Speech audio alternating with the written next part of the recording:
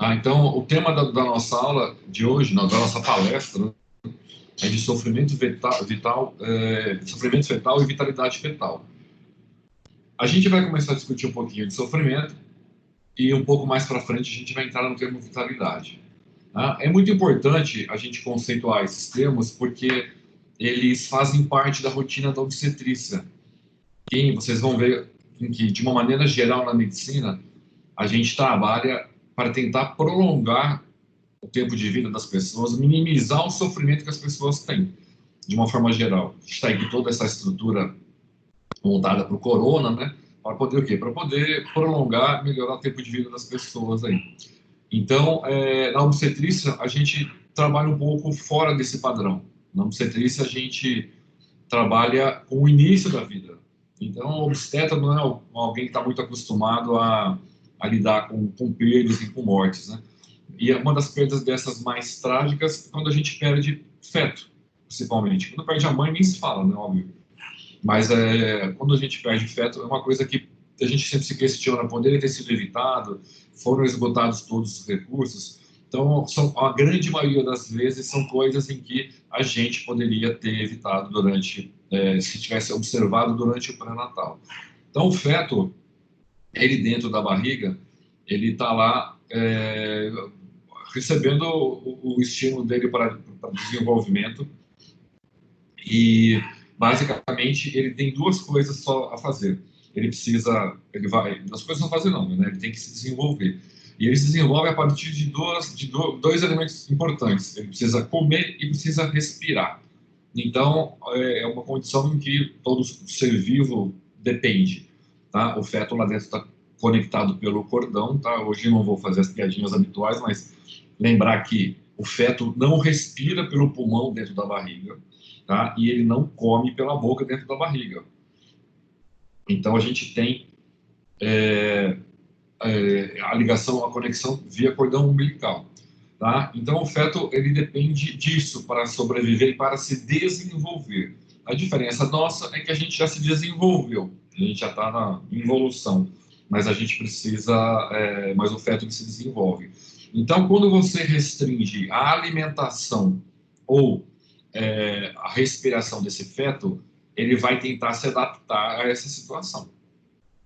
Se é uma situação em que ele consiga se adaptar aos poucos, de forma crônica, e que ele consegue manter a sobrevida se redirecionando parte da sua nutrição, da sua respiração, a gente chama de sofrimento fetal crônico. Então, sofrimento fetal crônico, a gente diz que é esse sofrimento que o feto tem tempo de se readaptar. Quando o tempo, ele não tem esse tempo para se readaptar, em que alguma coisa tem que ser feita, tem que ter alguma intervenção de fora, a gente fala em sofrimento fetal agudo. Mais ou menos, imagina a gente agora numa recessão, numa situação de confinamento, em que acabe a comida. Né? Se acabar a comida, a gente não tiver que comprar, pessoas do meu biotipo, que já tem uma reserva natural, vão conseguir sobreviver mais tempo. Tá? As gordurinhas a mais aqui vão me manter. Meu organismo vai conseguir se adaptar de maneira crônica por algum tempo. Vai chegar uma hora que não vai dar mais, mas existe uma readaptação. Vai começar a queimar a gordura do fígado, começa a gordura da barriga, nesses lugares em que tem acúmulo. Pessoas mais magras que não têm vão ter um sofrimento maior e devem a óbito mais precocemente. Então, isso é uma adaptação crônica, o organismo ele se readapta. Já a aguda, por exemplo, qualquer um de vocês em que enfiar a cabeça dentro da piscina, tomar um caldo, se deixar lá 15 minutos, vai sair em óbito. Morre. E 15 minutos ninguém aguenta uma hipóxia, uma anóxia tão grave assim. O organismo não consegue se readaptar para uma falta de oxigenação tão rápida. Então, ele vai sofrer de forma aguda. Tá? Então, a gente usa o critério por feto é mais ou menos esse: sofrimento fetal agudo e sofrimento fetal crônico. Então, o sofrimento ele vai existir quando? Quando houver restrição de oxigênio, da oxigenação ou de nutriente. Tá? E isso pode acontecer, às vezes, você tem um feto que vem com sofrimento fetal crônico e agudiza no final. Mas o conceito é esse: faltou oxigênio ou faltou nutriente, esse feto vai tentar se readaptar. E de acordo com essa readaptação, a gente vai definir como sofrimento fetal agudo ou sofrimento fetal crônico. Basicamente, a nossa estrutura, ela, da nutrição, ela vai depender de 3 elementos principais. Vocês vão ver que eu estava até vendo agora no Resendinho, no Resende mais novo, no grandão, que alguns conceitos mudaram, mas a gente depende basicamente, para o nenê se alimentar ou para ele respirar direito, a gente depende de 3 elementos importantes. Só mandar essa mensagem, que a minha cachorra está fazendo um barulho aqui. Um latindo na porta.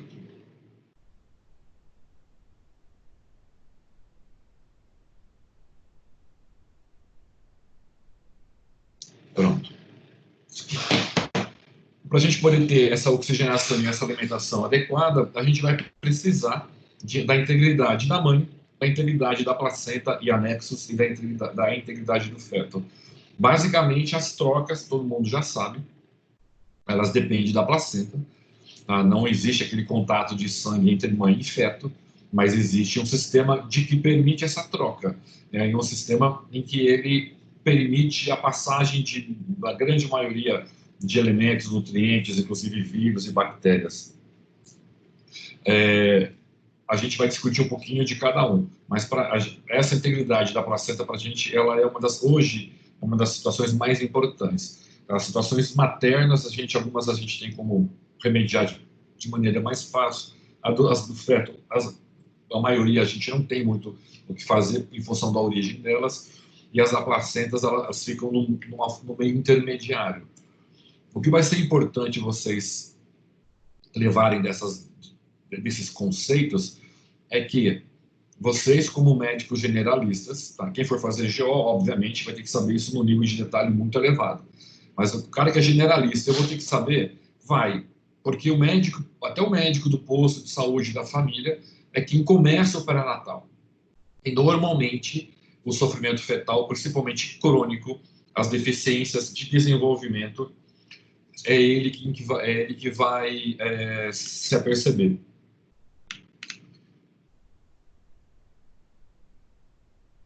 Então, vocês têm que ficar muito atentos. Isso eu vou descobrir como. Vocês vão ver durante a discussão da nossa palestra. Tem situações em que a grande maioria, o médico do sistema básico, às vezes até o aluno, às vezes até vocês estão bem mais instruídos do que muitos desses médicos, e conseguem perceber que uma certa evolução desfavorável naquela paciente pode muitas vezes ser sinal de um sofrimento fetal. Essas coisas vocês vão ter que saber o que fazer. Vocês podem não saber a causa, o que está determinando. Isso geralmente às vezes fica para o pré-natal de alto risco, para o especialista, mas saber conduzir inicialmente, por exemplo, encaminhar para o pré-natal de alto risco, vocês têm que saber. Vocês têm que saber rastrear e saber encaminhar, principalmente as alterações crônicas, que são as que são mais fáceis de diagnosticar, mas acabam ficando, às vezes, subdiagnosticadas e podem levar, muitas vezes, a um óbito fetal no final da gestação. Tá, esse daqui é só um resuminho. Para isso aqui você já tem de concepção. Tá? Então, a gente tem aqui a placenta, cordão umbilical, tá? Lembrando que a gente tem, normalmente, os vasos, eles vão chegar aqui. A gente tem as artérias que saem do coração, então nós temos aqui as artérias que vão para o cordão e temos a veia principal que vem para cá. Ela vai ascender ao feto, principalmente pelo sistema porta aqui, passando pelo fígado. O sangue passa pelo fígado, vai até o coração e o coração vai distribuir cérebro, membros, rins, para o organismo todo aí. Tá? Essa noção ela é importante porque ela vai, para a gente, ela vai ser muito importante na hora de fazer o nosso rastreamento e a maioria dos diagnósticos. Então, os nutrientes e o oxigênio vêm pela placenta, atravessam essa placenta, quer dizer, quanto melhor estiver funcionando essa placenta, mais adequado vai ser a nutrição e a oxigenação. Quanto mais doente, você já tiver aula com a Marcinha de patologias da placenta, todas aquelas alterações, mais algumas que a gente vai ver, elas vão comprometer o funcionamento da placenta. Se vai comprometer o funcionamento da placenta, vai comprometer essa nutrição e essa oxigenação adequada. Tá? O sangue passa pelo cordão, tá? O cordão também é importante ele estar íntegro para que o nenê possa conseguir ter esse desenvolvimento adequado. Tem patologias específicas do cordão, ou situações em que o cordão está bem, está bom, mas compressões extrínsecas pode levar a alterações. Então, o sangue vai passar pelo fígado, o fígado chega no coração, e no coração ele é distribuído. Aqui, gente, tem uma coisa importante, a gente tem sempre os órgãos nobres, né? Sistema nervoso central vai sempre ser privilegiado em qualquer situação da nossa vida. E a gente tem os rins. Tá? O nenê, ele não come pela boca ainda, apesar de ele deglutir, tá? Ele deglute líquido, ele não respira e não evacua, mas esse nenê faz xixi.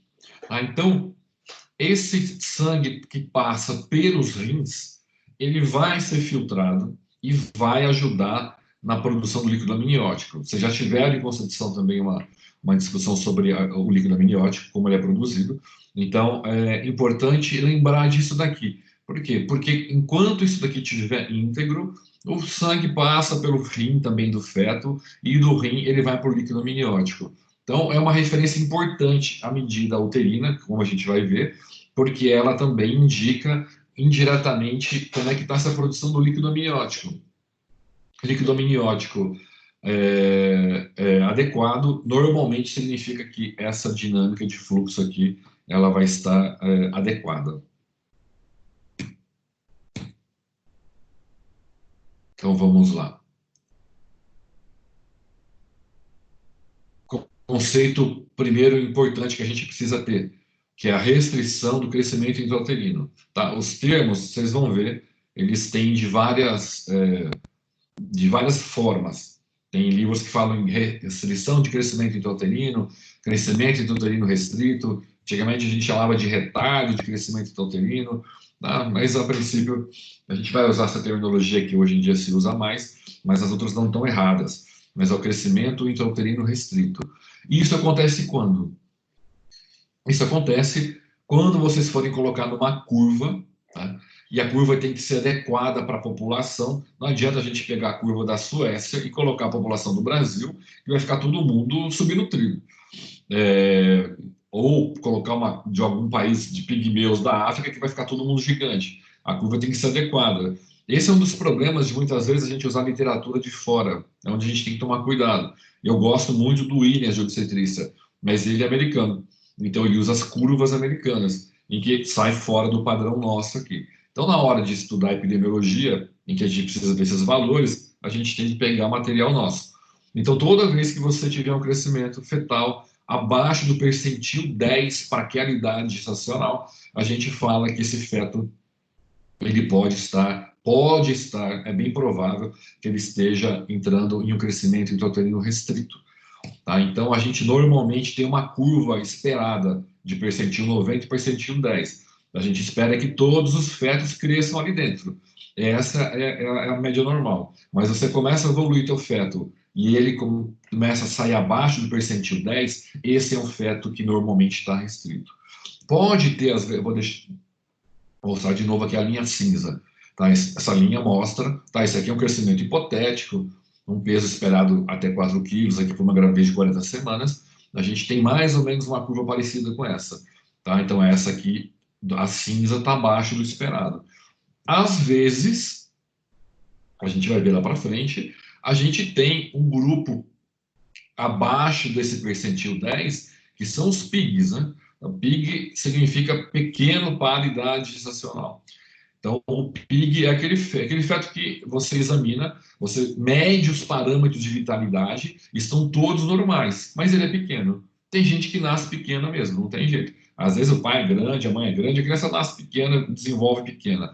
Faz parte da estrutura da pessoa. Mas a gente não dá para, durante um pré-natal, jurar que aquela criança, sem fazer, obviamente, toda uma semiologia, simplesmente olhando e falando, ah, não, a mãe é pequena, o pai é pequeno, essa criança é pequena. Não pode. Às vezes você tem feto, inclusive GIG, para mães pequenas. Então, a gente tem meios de acompanhar para ver se esse feto é pequeno ou ele está em restrição de crescimento. Tá? Isso é um diagnóstico em que a gente não pode bobear. Tá? Perder feto porque estava em crescimento restrito e não foi diagnosticado e estava fazendo pré-natal é um problema. Agora, aquelas mães, obviamente, que não fazem pré-natal, que não acompanham, que não usam medicamentos, em que se alimentam de forma inadequada, a gente também tem que somar a irresponsabilidade da pessoa que não está fazendo a sua parte. Mas se ela está fazendo, está acompanhando, e esse feto está entrando em restrição de crescimento e a gente está inserindo isso de não diagnosticar, é um grande problema. Uma coisa, gente, que a gente precisa saber, e isso daí é algo que é uma lei na obstetrícia. Tá? Isso não pode. Tem algumas coisas que a gente não pode bobear. Quem vai fazer maternidade ou no internato, vocês vão ver muito isso. Não vão ver muito acontecer hoje em dia, mas às vezes em alguns estágios, em algumas maternidades aí, e com alguns plantonistas um pouco mais descuidados, isso acontece. Então a gente precisa ter um cuidado enorme. Aí isso eu cobro demais dos internos, lá do internato no regional da UEMS, nas descrições, nas fichas. A gente não pode errar, não pode datar, fazer redatação. Então, o que que é isso? Quando a gente olha para esse bebê, a gente vê que essa mãe está segurando um bebê enorme, tá? Dá para ver pelo tamanho dos coelhinhos lá atrás da televisão. Tá?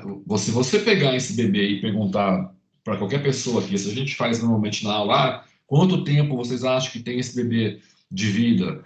Tá? Pelo tamanho da mãe da cadeira da TV, é um nenê em que provavelmente ele tem 1 ano e meio, mais ou menos. É um nenê de 18 meses aí. Tá? Então, se eu não tenho como, se eu pegar aqui e colocar um bebê na mesa desse tamanho e falar quanto tempo tem esse bebê, tudo o que disserem que vai estar errado. Tá? Só existe uma exclusiva e única maneira de saber quanto tempo esse neném tem de vida, ou qualquer outro bebê. É através do registro de nascimento.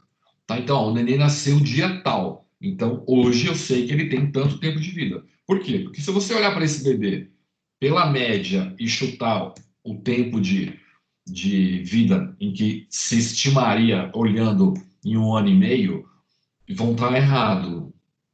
Por quê? Porque esse nenê, ele está com 8 meses só. Tá? Então, ele tem 1 ano e meio de tamanho, pela média normal, de 100 centímetros. Ele tem 1 metro e pesa 18 quilos. E esse nenê tem apenas 8 meses. 8 meses, nós esperaríamos 68 centímetros e 8,4 quilos. Tá? Essa criança foi, inclusive, encaminhada para o conselho tutelar. Essa é uma criança em que esse aspecto, apesar de todo fofinho, é de maus tratos, é um nenê obeso. Tá? Então, se você olhar e alguém perguntar quanto tempo tem esse nenê, você fala, eu acho que tem 1 ano e meio. Isso vai dar um problema. Na obstetrícia vai dar muito problema. Por quê? Porque se você olha para uma barriga ou faz a ultrassom de um feto e você chuta o tempo de gravidez, então, às vezes, você tem um feto que está era para ter um tamanho de 9 meses, esse feto tem um tamanho de 7, você está tratando esse feto de maneira inadequada. É um feto que está restrito ao invés de estar no tamanho normal.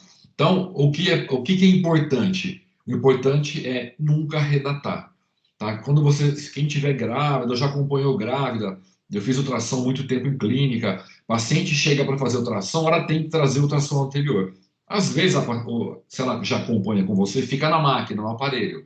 Mas se não tem, você não pode redatar. Então, você pega uma paciente que está lá com uma barriga de 6 para 7 meses e veio para fazer ultrassom e não trouxe o anterior, no teu laudo vai ter que ficar muito claro que esse tempo de gravidez ele não está correto, porque você não tem uma comparação com o anterior. Se é o primeiro que ela está fazendo no pré-natal e já veio para fazer com 7 meses, isso vai ter que ficar descrito também. O paciente não tem nenhuma referência anterior, pela datação de hoje, temos tantas semanas de gravidez. Tá? Isso é importante por quê? Porque se essa mulher tem um feto restrito e você redatar, você vai comprometer o pré-natal dela. Por quê? Porque provavelmente ela vai ter mais tempo de gravidez do que o esperado. Então, como é que a gente tem que fazer? A gente tem que usar Uma das coisas é aquilo que vocês já aprenderam em concepção, que é data da última menstruação. Tá? Não pode, a mãe pode ter dúvidas, você tem que tomar sempre aqueles cuidados de ver se o fluxo menstrual estava igual ao último, tudo, mas ele já é uma referência. Uma outra referência muito precisa é o comprimento crânio-nádega, no ultrassom até 12 semanas. Tá? Aqui tem um fetinho bonitinho, ó, dá para ver osso nasal, dá para ver sistema nervoso formado, translucência nucal, mas o que importa aqui é essa medida crânio-nádega. Bota um caliperzinho na cabeça, um caliperzinho lá no saco, no final, no bumbum. Você faz a medida, o próprio aparelho já te dá o tempo de gravidez. Esse feto, 12 semanas e 6 dias. Então, 12 semanas é um tempo para gente que tem uma margem de erro muito baixa. Uma margem de 3 dias para mais ou para menos. Então, a gravidez inteira, ela vai usar esse ultrassom. Então, isso por quê? Ela vai chegar ali lá com 28 semanas, por exemplo, por esse ultrassom. Então, esse ultrassom agora é a nossa referência. Aí ela vem acompanhando no pré-natal. Quando chega com 28 semanas, quando ela for fazer ultrassom, a gente espera que as medidas sejam de 28 semanas. Quando você mede aqui o fêmur, você mede a cabecinha, você faz as medidas do feto, a máquina vai te dando as medidas. Então você espera que com 28 semanas a gente tenha medidas de 28. Mas às vezes o que acontece? Com 28 vem medidas de 26. Se você faz um feto, se você tem o primeiro ultrassom, você tem a certeza que era para estar 28 e está 26, é porque ele em algum momento parou de se desenvolver. Por isso que não pode redatar. Se você for redatar, ela fala, esqueci o ultrassom, eu não tenho, eu perdi, e você for dar toda a data de 26, você está dando uma data errada, porque esse feto não está no desenvolvimento adequado.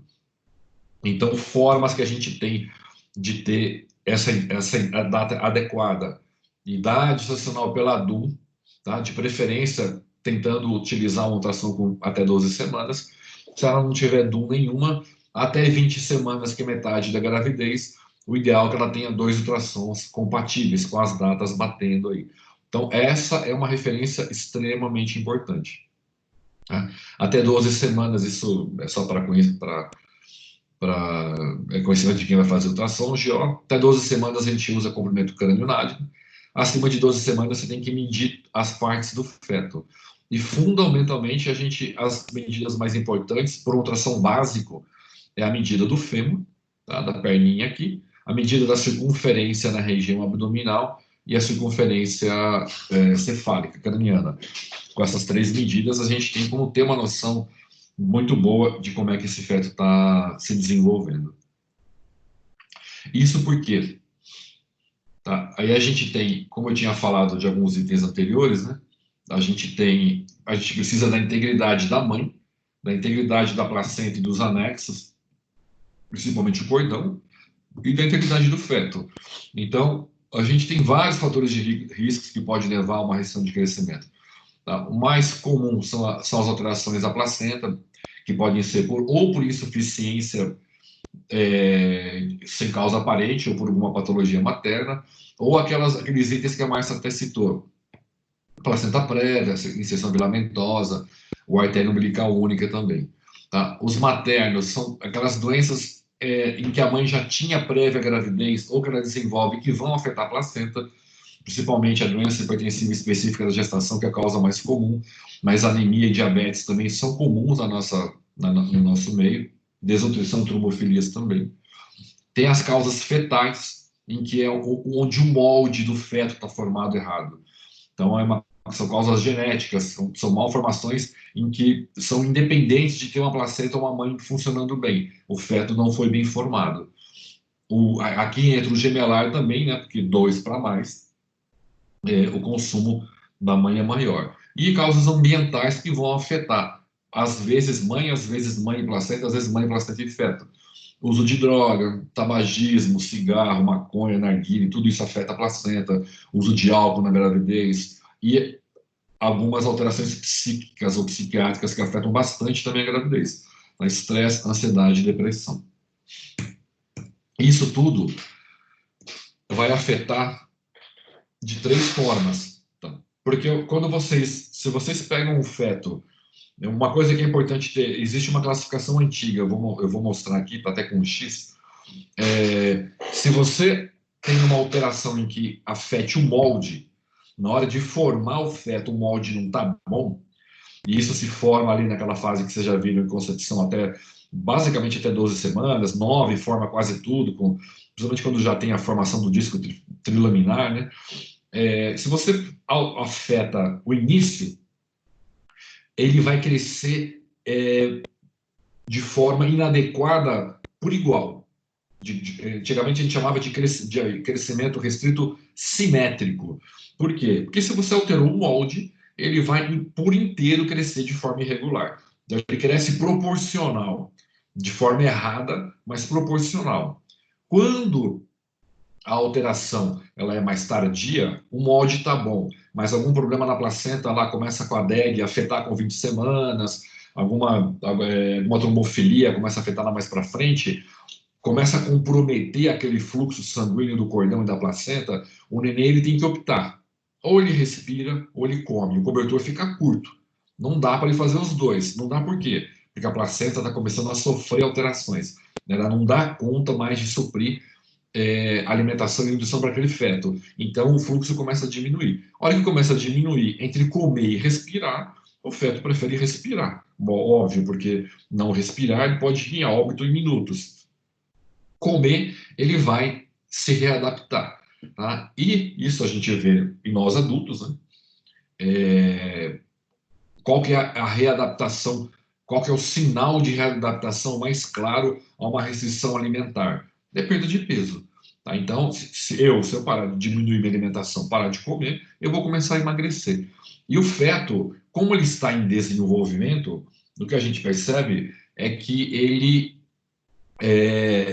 não é que ele vai emagrecer de início, mas ele para de crescer. Então, dentro daquelas medidas que a gente colocou aqui, a gente emagrece e diminui a barriga. Então, o feto, a princípio, ele diminui, ele para, ele dá uma estabilizada inicial no desenvolvimento. E a barriga dele, que é um dos parâmetros importantes, diminui. Por isso que a circunferência abdominal é uma referência importante. Você fez a ultrassom agora, você fez aqui 2 semanas, a barriguinha dele não aumentou de tamanho, ele pode estar restrito. Ele pode estar, não, ele vai, porque o feto cresce todos os dias. 2 semanas é um intervalo que a gente tem como referência importante para diagnóstico de restrição de crescimento. Passou 2 semanas, a barriga dele continua no mesmo tamanho, alguma coisa está alterada. O fêmur não diminui tanto o desenvolvimento dele. O fêmur, ele tende a manter um crescimento menor, mas ele continua a crescer. Então, é o que a gente chamava antes de restrição assimétrica. Por quê? Porque os membros continuam a se desenvolver devagar, mas a barriga para e às vezes até emagrece. Então ele fica meio esquisito, meio ET, né? Então o desenvolvimento dos membros continua e do abdômen não. Na cabeça desenvolve também de forma devagar. Então, quando você tem um comprometimento no molde, no DNA genético,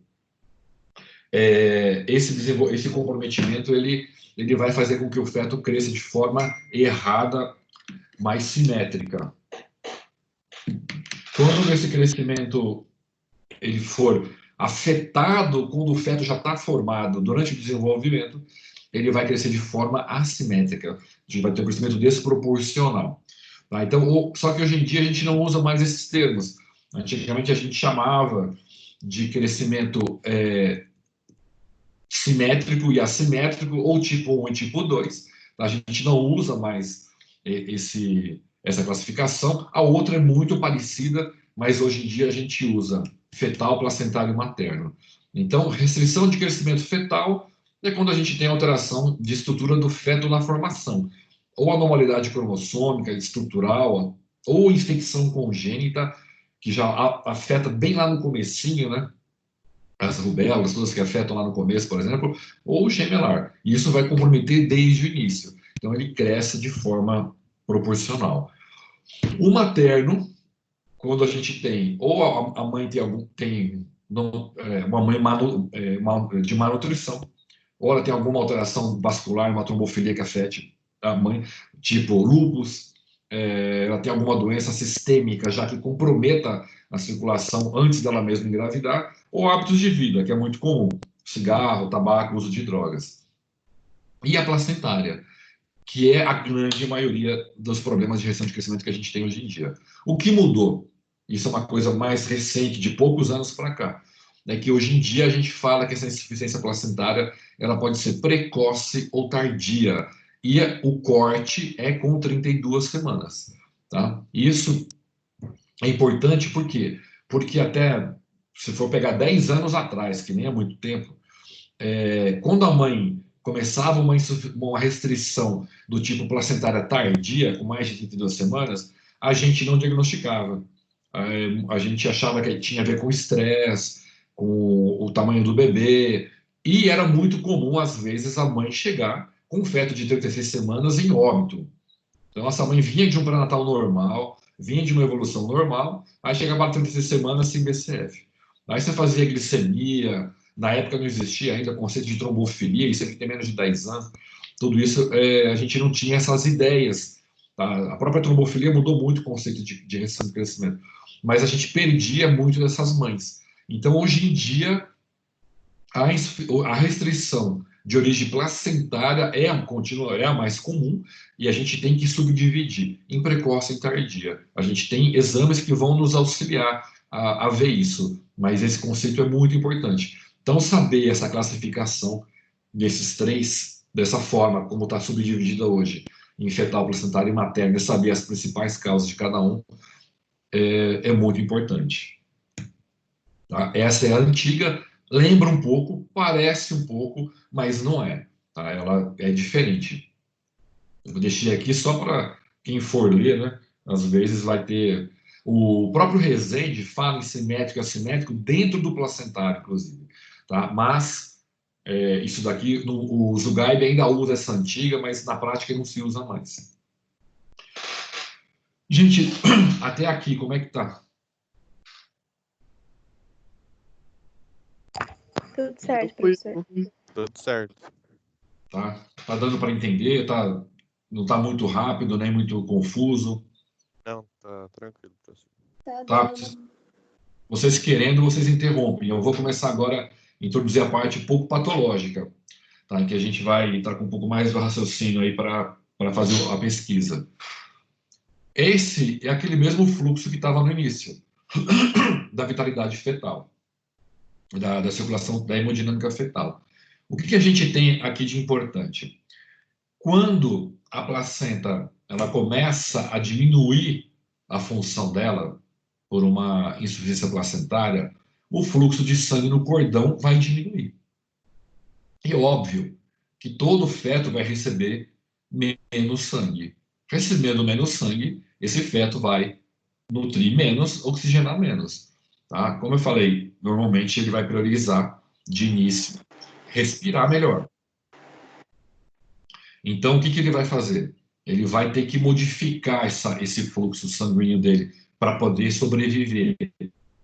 É aquela adaptação em que vai culminar clinicamente com sofrimento fetal crônico.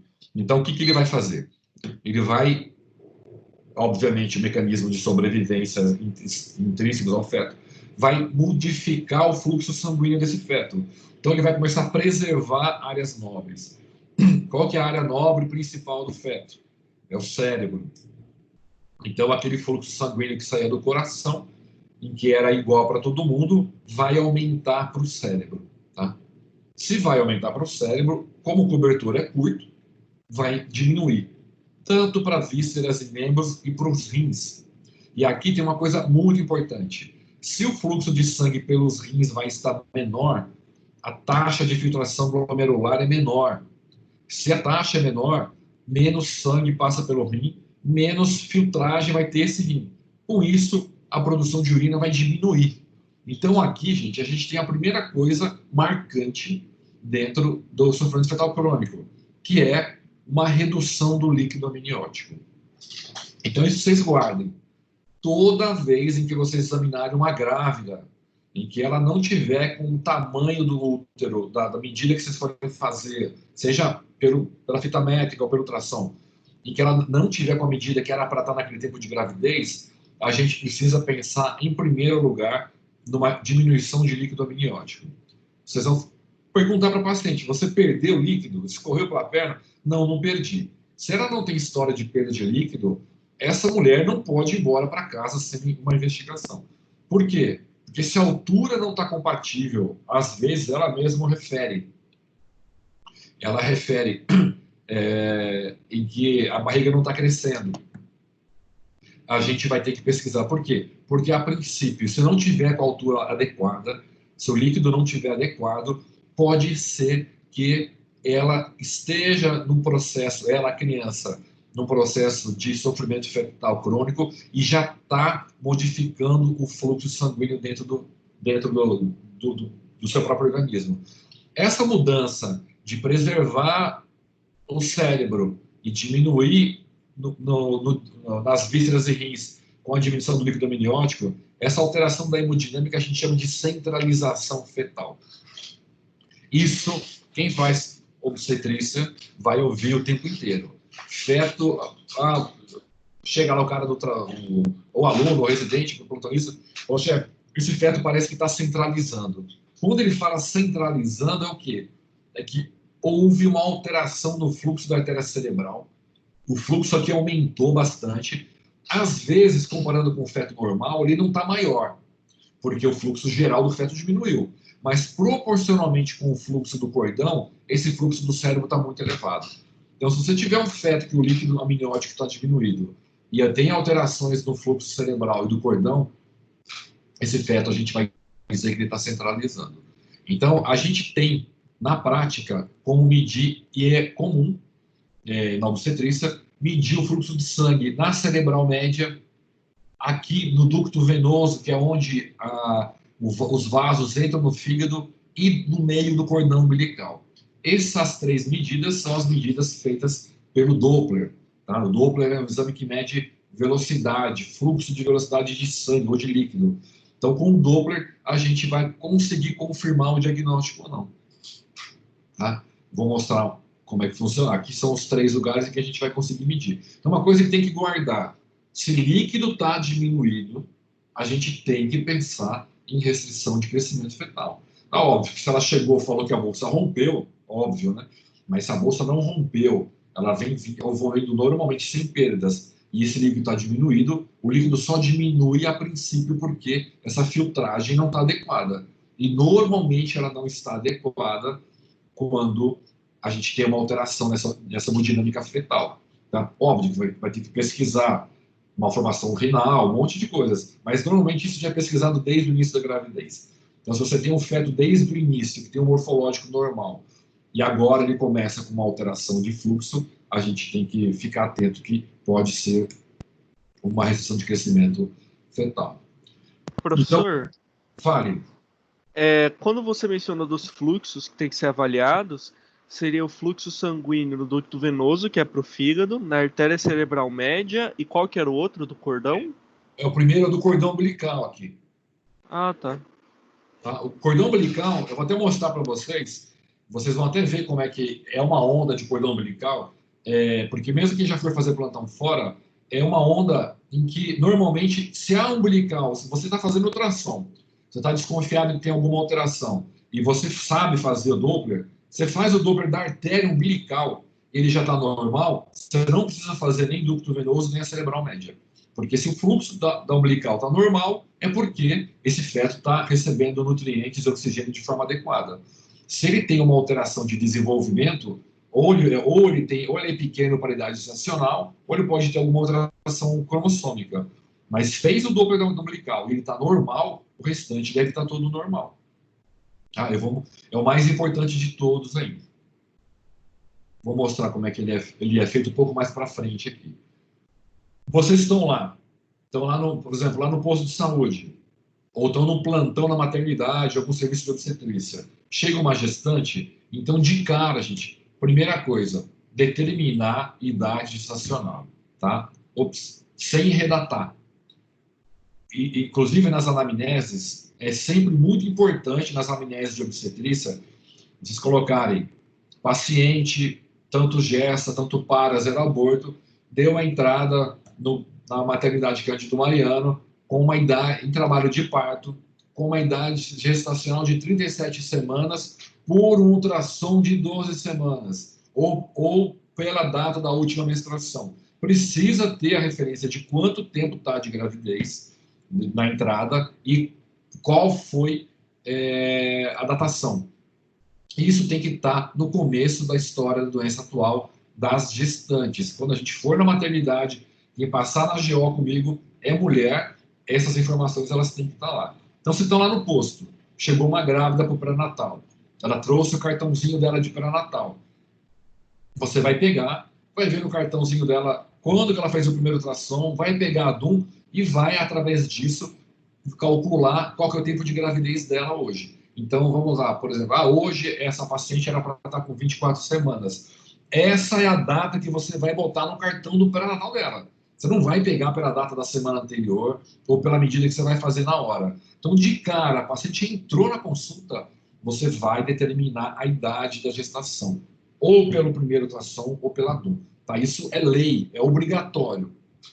Se ela não tiver referência nenhuma, absolutamente nenhuma, você vai ter que deixar muito bem escrito isso na tua ficha. Por quê? Porque se complicar esse nenê, a família vai querer te processar. Se você não tiver muito escrito direitinho em que essa mãe não vinha fazendo pré-natal, não trouxe ultrassom, não trouxe cartão, não trouxe nada, e a tua referência de idade foi pelaquilo que você examinou, você vai estar livre. Tá? E é uma preocupação que tem que fazer. Obstetrícia é a área que tem mais processo na medicina depois da plástica. E muito por quê? Porque as famílias acham em que não precisam ter cuidado nenhum. Tá? Muitas delas não fazem pré-natal, engordam pra caramba, a pressão sobe. Tá? A gente vê aí um monte de orientação de confinamento, o povo na rua, aí depois morre, a culpa é do médico. Tá? Então, a obstetrícia, a única defesa que a gente tem é documentar tudo isso. Então, isso eu insisto muito.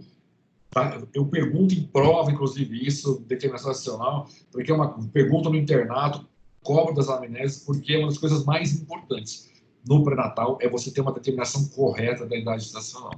Aí você foi lá no cartãozinho, calculou, a paciente está lá com 26 semanas, você já mais ou menos imagina qual que vai ser a medida da altura uterina, tá? Mais ou menos 2 para o valor que está ali, então você já tem mais ou menos uma ideia. Você tem lá, deu 26 de idade gestacional, aí você vai medir a altura da barriga da mãe. Tem 22 de altura uterina, opa, essa barriga não está no tamanho que era para estar.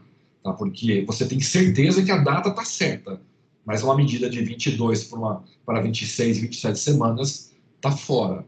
Tá? E aí você refaz a medida, pergunta se essa mãe não teve perda nenhuma. Por quê? Porque se você tiver uma medida compatível com o tempo de gravidez, tá? A gente tem 90% de certeza de que essa gravidez não tem restrição de crescimento. Tá? Então, a medida da altura uterina, ela já é, para a gente, muito importante. Tá? A técnica, depois tem um desenho ali, mas a gente vai ver isso em HM, tá? Ponta da fita métrica na borda superior da sínfise púbica e a outra lá no fundo uterino. Fez a medida, está compatível com o tempo de gravidez, beleza. Não dá para jurar que é restrição de crescimento ainda, tá? Mas a gente tem um valor de 60% com. Então, é um valor alto. Então, a gente vai ter que perguntar. Perdeu líquido? Não, não perdi. Se não perdeu, a gente vai ter que continuar com a nossa condução. Tá? Pré-natal, o que tem que ter o que a paciente não pode sair no posto de saúde ou de consultório de qualquer lugar? Ela não pode sair sem a data correta da gravidez, sem a medida da altura uterina e sem o batimento cardíaco fetal. Tá? Várias coisas você pode até não fazer, mas essas 3 é obrigatório. Isso é o checklist do avião, do avião gravidez. Se não checar esses 3 itens, esse avião vai cair. Tá? E vai cair, e eu já fui em muitas delegacias, em muitos processos, acompanhando como testemunha, na época que eu fazia 42 horas de urgência por semana no regional, porque se questionava se no pré-natal aquele médico ele não negligenciou algum item. Esses 3 não pode deixar de perguntar. Aí você mediu a altura uterina. Tá, beleza? Tá compatível? Ótimo. Você vai lá, vai ouvir o BCF e vai continuar com a consulta. Se a altura não está compatível e ela está dizendo que ela não perdeu o líquido, o que a gente vai ter que fazer? A gente vai ter que fazer um exame para ver como é que está esse líquido lá dentro e para ver como é que estão essas medidas, para ver se essas medidas estão compatíveis com o tempo de gravidez e se o líquido está normal. Então, o que a gente vai fazer? Ultrassonografia. Com ultrassom, a gente tem como avaliar o líquido amniótico, tá? Tem duas formas de fazer isso daí. E a gente tem como avaliar as medidas do feto. Se a gente foi lá e esse líquido está dentro do normal, a princípio, a gente também fica tranquilo de que esse feto não tem restrição. Por quê? Porque a gente já sabe em que se o líquido está normal, é porque o fluxo de sangue no rim está normal. E se o fluxo de sangue no rim está normal, é porque não há centralização. A hemodinâmica fetal está estabelecida, ela está fisiológica. Tá? Então, líquido normal, feto normal. Provavelmente, ele pode estar se enquadrando num pequeno paridade gestacional. Agora, você fez o ultrassom e o líquido está alterado, aí o que a gente vai precisar fazer? Aí a gente vai ter que fazer esse último exame que eu falei, que a gente estava discutindo nessa hemodinâmica. Se a hemodinâmica ela alterou, nós vamos ter que ver esse fluxo de sangue, principalmente na artéria umbilical. Tá? Então, esse é o fluxo de diagnóstico em que vocês, como generalistas, têm que ter na cabeça. Então, vocês têm que determinar a idade gestacional obrigatoriamente para sempre. Isso aí é igual, bom dia, já higienizei as mãos, as luzes estão acesas. Todo aquela doutrinamento de HM, na JO é isso, é idade gestacional, isso tem que ter. Já, e com a referência de onde tirou. Vai lá, faz a medida com a fita métrica. Está adequada? Beleza. Não está? Tem que fazer ultrassom. Ultrassom está adequado de líquido? Beleza. Não está? Vamos fazer o Doppler. Aí com o Doppler, a partir do Doppler, a gente vai tomar algumas condutas de acordo com cada caso. Né? Ok? Professor, Fale. na realidade pública, como que pode ser indicado o Doppler? Ele é disponível para as gestantes, pelo posto? Como que funciona? Não, o Doppler ele é bem restrito na rede pública e ele, normalmente, quem pode pedir o Doppler é o médico do pré-natal de alto risco. Então, o que a gente tem de acesso para vocês na rede pública como generalista? Vocês têm a determinação da idade gestacional, a medida da altura uterina e a ultrassonografia. Ultrassonografia morfológica e Doppler é só o alto risco que pode pedir. Por isso que eu falei no início que vocês não, provavelmente, no posto, vocês não vão chegar a um diagnóstico. Vocês vão chegar a hipóteses diagnósticas. Isso dá para imaginar, mas vocês não podem errar na conduta. Então, se você tem uma altura uterina incompatível com a idade gestacional, ou tem uma ultrassom com diminuição de líquido e essa mulher não perdeu, essa paciente tem que estar na mesma semana, ela tem que estar encaminhada para o pré-natal de alto risco. Ela não pode ficar na unidade básica de saúde. Tá? Não sei se era isso que você tinha perguntado. Entendi. Obrigada. Tá? Infelizmente, o posto, o fluxo do serviço público não permite pedir morfológico nem do. Eu, como GO, no posto de saúde, trabalhei anos com alto risco, eu não podia pedir. Era um absurdo, né? Mas eu orientava as pacientes, elas acabavam fazendo particular. O Doppler, eu faço ultrassom, fiz ultrassom há muito tempo. O Doppler, ele é um exame muito simples de fazer, muito rápido. E ele é 4, 5 vezes mais caro do que o ultrassom, era pelo menos antes.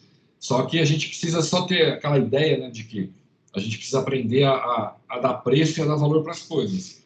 Então, muitas vezes já me questionaram, o senhor não pode fazer o Doppler agora, já está na mão aí, um exame que é rápido, não custa nada. Ele custa. Ele é um exame que custa a tua faculdade, custa a tua residência. Você, para fazer ultrassom, é um curso de 14 dias que você vai ter que ir para São Paulo ou para algum grande centro. Vai ter que pagar, o curso custa uns 20 mil reais, vai ter que pagar alimentação, estadia, fora passagem, blá, blá, só para fazer ultrassom geral. Aí, para o Doppler, você vai ter que ter algum tempo já, de alguns anos de ultrassom, para voltar para fazer de novo um curso de 3 dias altamente especializado, em que tem como pré-requisito toda a ultrassonografia que já fazia. Então, assim, ele é um exame tecnicamente simples, mas ele exige conhecimento e técnica apurada de quem vai estar fazendo. A gente tem visto, recentemente a gente já viu em alguns lugares, médicos fazendo Doppler errado, dando laudo de que o neném estava bem, o neném não estava bem. O próprio residente resolveu fazer o Doppler com a máquina, com o aparelho que tinha na urgência e viu que estava alterado. Então, assim, são exames que precisam de um estudo, e são exames bem especializados. Mas o Doppler, tecnicamente, não é um exame muito complicado de fazer. Mas, infelizmente, ele fica, geralmente, para o terciário só. Tá? Mas vocês têm que saber desse fluxo, de como que esses exames vêm na sequência. Isso aqui é só aquele esqueminha lá mostrando a centralização. O Doppler, eu vou só falar um pouquinho para vocês entenderem como é que ele é. Ele é o aparelho do ultrassom, é a mesma máquina. Tá? Como eu falei, o treinamento é diferente. Você muda a chave. Você pega, tem um botãozinho lá no ultrassom que você muda para Doppler, que ele vai medir a velocidade de fluxo. E aí, óbvio, você tem que saber ajustar, fazer o setup da máquina. Tem todo um setup para fazer. E a gente tem essa onda. Isso daqui é um Doppler de artéria umbilical. Eu vou mostrar para vocês, para ver se vocês guardem isso para quando forem fazer seus plantões. Vocês não precisam decorar, tá? Tem um monte de parâmetro, de número, de valores de referência aqui. O que vocês têm que saber do Doppler quando vocês olham aqui? São poucas coisas. A primeira é que está escrito aqui, Doppler da artéria umbilical. Tá? Não dá para olhar para o gráfico aqui em cima, onde tem o fluxo, estava em vermelho e azul, e dizer que isso daqui é um Doppler da artéria umbilical. O cara com experiência, ele até supõe, mas não dá para dizer. Então, a primeira coisa, tem que estar aqui, Doppler da artéria umbilical. Tá? E, normalmente, um Doppler bem feito, ele tem no máximo 4 ondas aqui, que é onde a gente vai fazer o traçado para examinar. Então, isso daqui está um Doppler, eu até peguei esse daqui, porque ele está muito bem feito, né, Doppler de livro, tá escrito que é Doppler aqui, e o Doppler, ele tem algumas características, vocês podem ver que está tudo vermelho e azul ali, tá? Isso não é sangue venoso, sangue arterial, tá? Isso é direção de fluxo, fluxo saindo do transdutor é vermelho, chegando é azul, mas isso não importa, isso importa mais para a parte técnica, mas é só para saber que o vermelho e azul não é venoso e arterial, ele pode ter outras cores, pode ficar todo dourado, mas aqui ele está medindo o quê? De forma bem resumida, o sangue que está no cordão, ele vem do coração do feto, então ele segue o batimento. Se a gente pudesse colocar o dedo dentro do útero e colocar o dedo no cordão, a gente ia ter a mesma sensação de pulso que tem do pulso radial. Então, o que tem esse sangue? O que ele transmite para a gente ali? A gente tem a sístole e a diástole do batimento cardíaco fetal. Esse ponto mais alto aqui é a sístole. Ela normalmente não muda com as alterações de placenta. Por quê? Porque ela não depende da placenta. É o sangue que vem do coração. Então, o feto que está bem, a sístole ela vai estar sempre satisfatória. Você vai sempre ver essa ponta da onda aqui de cima. Mas a diástole depende da resistência periférica. E a resistência periférica quem? Cordão e placenta. Então, à medida que a placenta é funcional, que ela vai adoecendo, o fluxo na placenta vai ficando cada vez mais difícil. Então, aqui, vocês podem ver que a gente tem um espaço nessa linha cor-de-rosa roxa aqui, da diástole até o zero. Aqui a gente tem o zero na onda. Então, a gente tem um espaço enorme. Isso significa o quê? Que essa onda está ótima. Então, se vocês pegarem por uma imagem de um Doppler da artéria umbilical e tiver essa diástole sobrando, a sístole vai estar sempre, né? Mas essa onda com esse aspecto, ela está ótima. Você não precisa saber valor de índice de pulsatilidade, índice de resistência, nada. Tá? Só de olhar para a cara dessa onda, tá? Isso a gente mostra já para os residentes desde o início da residência, em que eles têm que ficar atentos a esses detalhes. Só de olhar para essa artéria umbilical com essa diástole desse tamanho, Você não precisa pedir o Doppler, você não precisa fazer o Doppler do ducto venoso, que é bem técnico, é bem difícil, nem o da umbilical. E nem precisa se preocupar muito com a vitalidade do feto. Por quê? Porque você tem uma diástole desse tamanho, está chegando sangue nessa placenta o suficiente para nutrir e para oxigenar esse feto. Então, esse aqui, para vocês saberem, é um Doppler normal da artéria umbilical. Quanto maior for a resistência, eu vou botar um videozinho bem rapidinho aqui, quanto mais difícil é o sangue para chegar na placenta, mais para baixo essa diástole vai chegando. Até um ponto em que essa diástole chega na linha zero. Quando essa diástole chega na linha zero, a gente chama popularmente nos plantões de obstetrícia, diástole zero. Então, o feto em que a onda está indo para a diástole zero é aquele feto que está centralizando. Então, pelo Doppler, a gente consegue enxergar esse esquema, tá? Normal e alterando.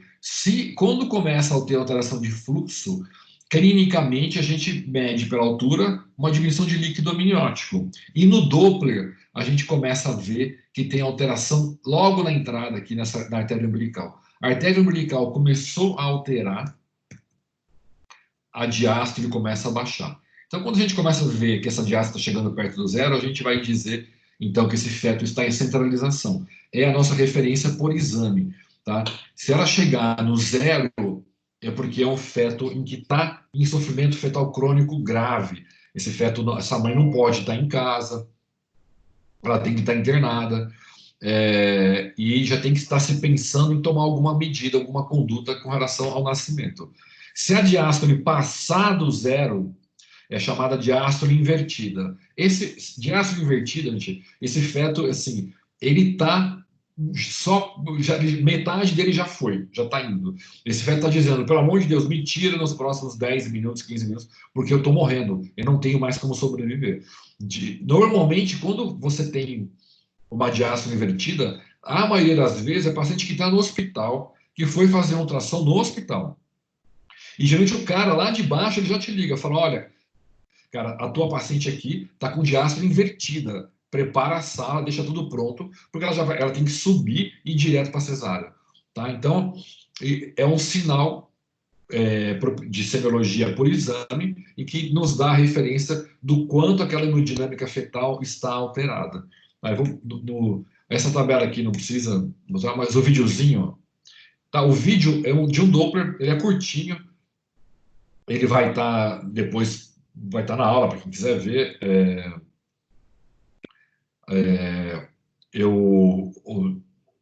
Ele tá, assim, ele é no mesmo lugar, ele é o mesmo feto, tá? Então aqui tem gente que pergunta, mas esse Doppler está normal ou está alterado? É só uma animação, é só para ver a diferença que é uma onda, um diástole zero e diástole alterado. Então o que você faz no Doppler? Você faz um zoom do cordão umbilical, aí você liga o collar, que é o Doppler. Aí com esse collar você vai... Aí tem os parâmetros de quem estuda o Doppler para poder deixar ele num batimento ideal para fazer o exame. Coloca em cima e vai ter, em primeiro, uma medida normal. Tá? Então vai ter um batimento... Essa é uma onda ótima. Tá? Tem uma sístole muito boa e tem uma diástole muito boa. Olhou para essa onda, você está tranquilo. Então, bom, essa daqui, por exemplo, já não tem diástole. Ela já está no zero. Então, esse é um feto em que já está com diástole zero. E a próxima onda é uma diástole invertida. Está abaixo da linha. Essa diástole invertida é de um feto em que está... Esse é aquele feto que eu falei que vai ter que subir e vai ter que interromper. Quando você tem um feto que tem uma diástole zero, como essa, ou uma diástole invertida, você vai ter que fazer na hora, aí você vai medir a artéria cerebral e aí você vai medir o ducto venoso principalmente. Tá? Porque o ducto venoso vai te dar um parâmetro mais refinado ainda. Se o ducto venoso estiver alterado, esse feto está na iminência do óbito. Tá? Esse tem que... não tem onde botar um neném, não tem incubadora, tem que se vira, ele vai estar melhor fora da barriga do que lá dentro. Esse feto tem que sair de lá. Então, só para vocês terem uma ideia do que é uma onda de Doppler normal, tá? É igual aquela azulzinha, tá bonitinha aqui. Não foi feito o recorte para fazer a leitura, mas não precisa nem fazer, tá bonitinho. Uma diástole zero, e uma diástole invertida.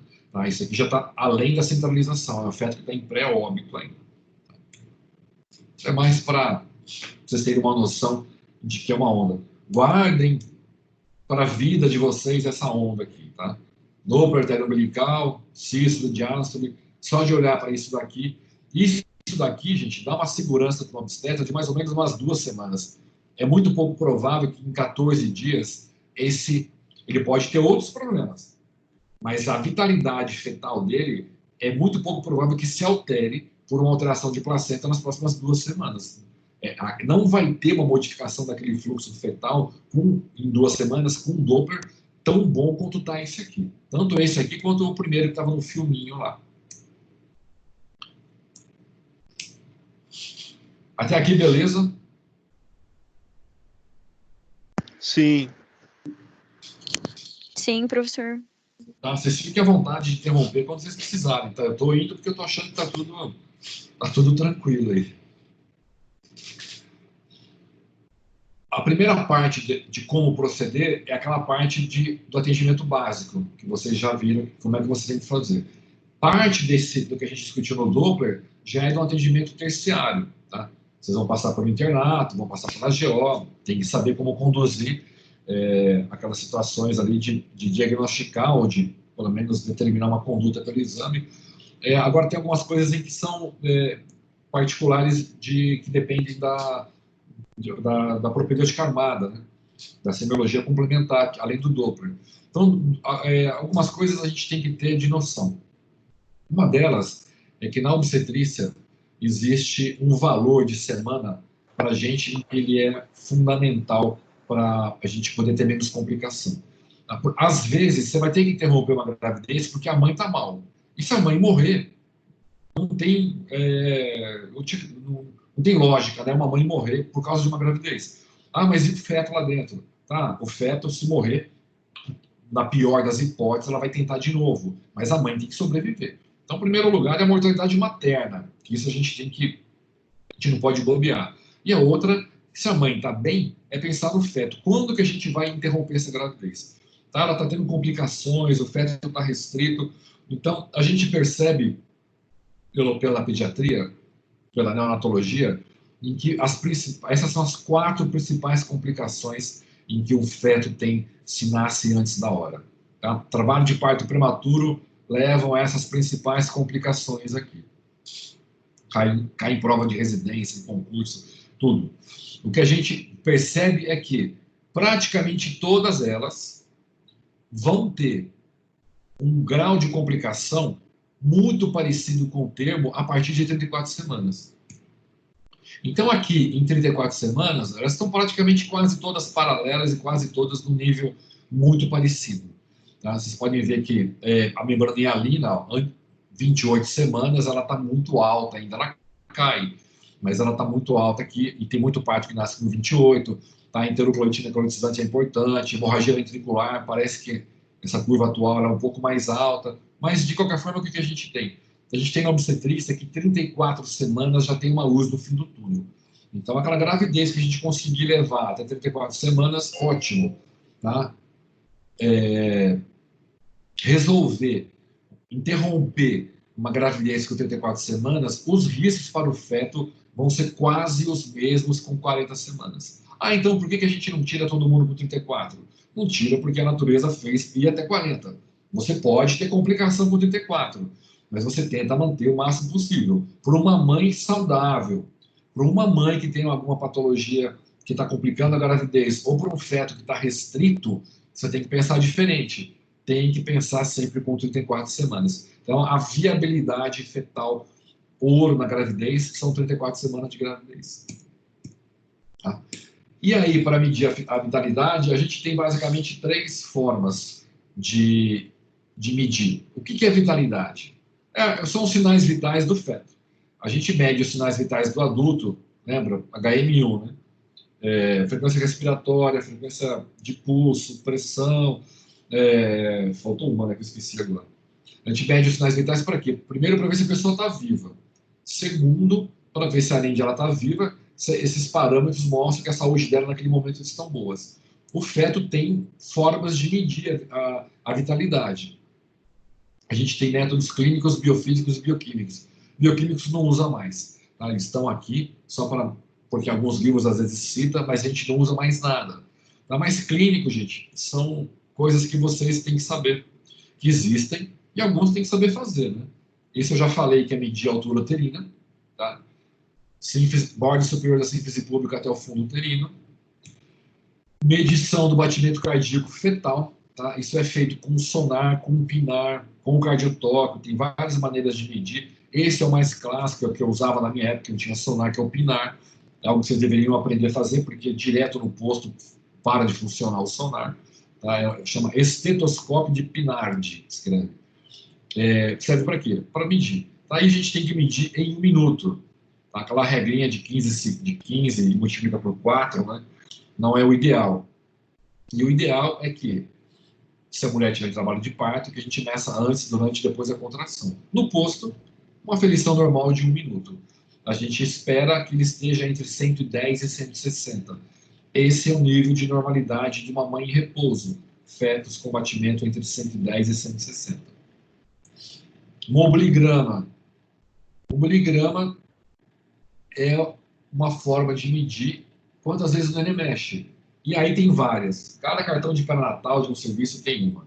O do governo federal mudou, mas basicamente o que você vai fazer?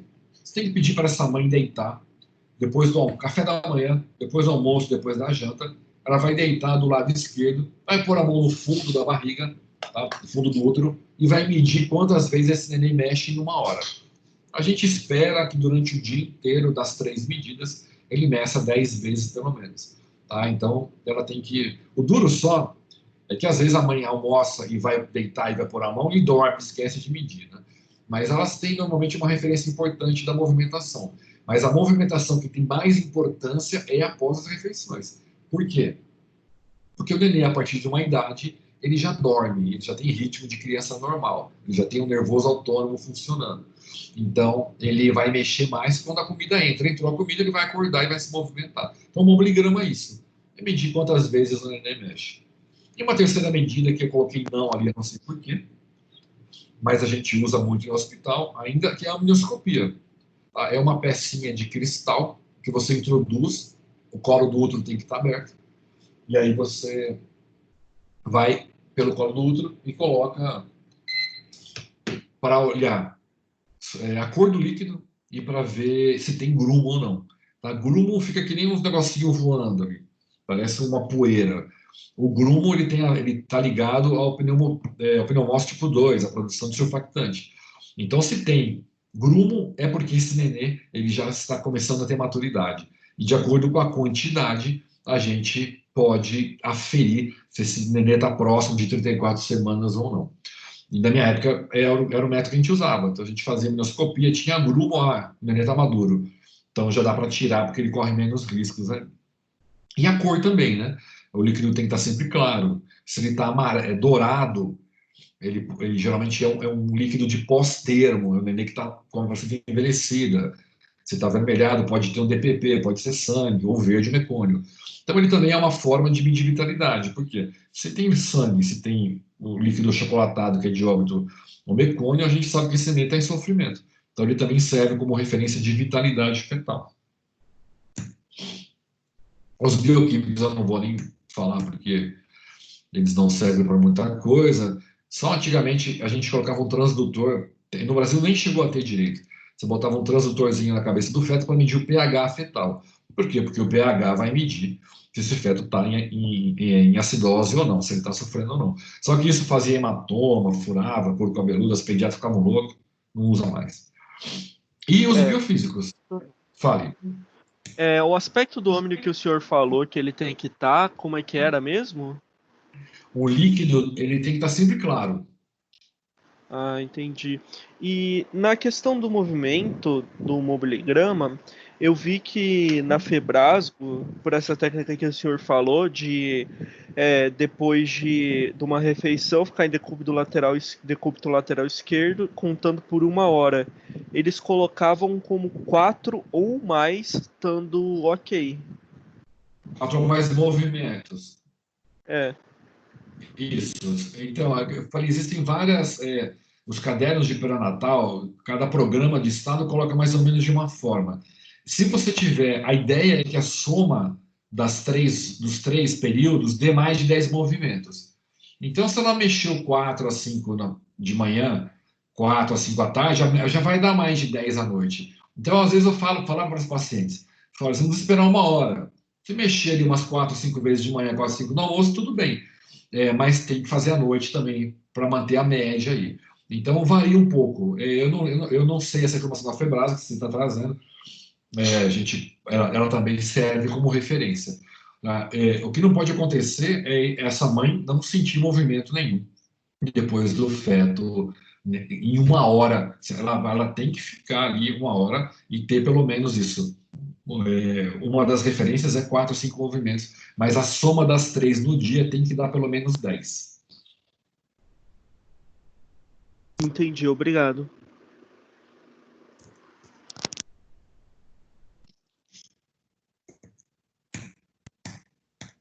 Bom, Doppler, aquela famosa nossa curva ali que está ótima. E eu vou falar um pouquinho. Deixa eu pular. Não, isso aqui. Isso daqui era para estar oculto, eu tirei, eu apaguei na hora eu pulo lá. Isso aqui para vocês não, é muito complicado, não importa. Vou falar um pouco de cardiotocografia, que no internato vocês vão aprender a fazer. Cardiotocografia é quase como um eletro do feto. Na minha faculdade, a gente fazia estágio já no terceiro ano, obstetrícia, a gente já saía no terceiro ano sabendo fazer cardiotoco. Depois, e quando você aprende uma vez, é que nem bicicleta, você não desaprende muito. Se você rever lá na frente, né? Mas algumas coisas eu vou mostrar a importância da cardiotocografia. Vou falar um pouco mais detalhado dela mais para frente. Mas esse aqui é o TOI, um aparelho japonês, em que ele tem uma agulha que é por aquecimento, né? A gente tem o papel aí já é colorido, para a gente ter algumas referências de medida. A gente mede o batimento cardíaco fetal, a movimentação do feto e as contrações uterinas. Eles saem tudo aqui. Tá? Esse aqui é um aparelho para gemelar, com 2 transdutores. Um vai no batimento do feto e o outro vai no fundo uterino, que é para medir as contrações uterinas ali. Você programa, é um exame que é feito em 20 minutos, é o tempo obrigatório que todo exame tem que fazer. Tá? Essa daqui é uma cardiotoco digital, que é a que tinha lá no regional. Ela não precisa imprimir no papel, dá para você manter em arquivo, né? A mãe fica nessa posição, ela não fica em decúbito lateral esquerdo, ela fica em decúbito ventral. É colocado uma faixa aqui e procura primeiro do BCF, né? Põe o transdutor do BCF. Outra é colocado no fundo do útero, porque ele responde à pressão. E a mãe segura um aparelhinho ligado, um negocinho com um botão. Cada vez que o neném mexe, ela aperta para mostrar que tem movimentação do feto. Tá? Então, isso daqui é uma cardiotocografia fetal. É um dos exames mais utilizados no planeta para a vitalidade fetal. A gente pode usar ele tanto durante o pré-natal quanto durante o trabalho de parto. Tá? Quando é durante os parâmetros são praticamente os mesmos. A diferença é que fora do trabalho de parto, nós não vamos ter essa linha azul, que são as contrações uterinas. Tá? Então, isso daqui vai ficar liso. Tá? A gente não espera que tenha contração. Durante o trabalho de parto, obviamente, essa mulher estava começando o trabalho de parto, ela estava tendo várias contrações pequenas aqui. Esse X, esse monte de X aqui embaixo, foi quando ela apertou o aparelhinho dizendo que tinha uma movimentação fetal. Então, a gente tem aqui um exame feito em 20 minutos, tá? Cada quadradinho desse aqui são 5 minutos, e a gente avalia uma série de questões dentro desse exame.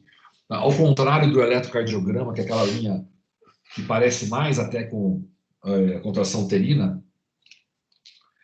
a cardiotocografia ela é toda meio parecida com um arame farpado, toda espiculada. Tá? Isso é um parâmetro bom também. Então, quando vocês olham para essa cardiotocografia, aqui na linha amarela, na linha branca, a gente tem aonde a gente espera que fique a média do batimento cardíaco fetal. Tá? Os limites desse papel vão até a amarela. Tá? Quando entrando no amarelo, ela vai estar entrando abaixo de 110 ou acima de 160. É para a gente ter uma visualização colorida. E no vermelho é porque o batimento está ruim. Tá? Então, isso daqui é o registro gráfico de como está evoluindo o batimento cardíaco do feto.